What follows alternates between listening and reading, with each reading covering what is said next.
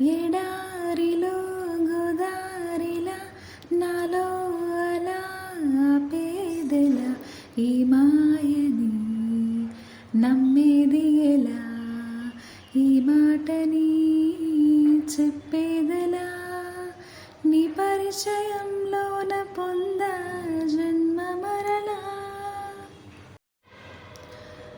నిన్నలోని నిమిషమైన గురుతురాదే క్షణం నీటిలోని సంబరాన ఉరకలేసే జీవనం ఈ స్నేహమే వరం ఈ భావమే నిజం ఇది తెలుపబోతే భాష చాలేదలా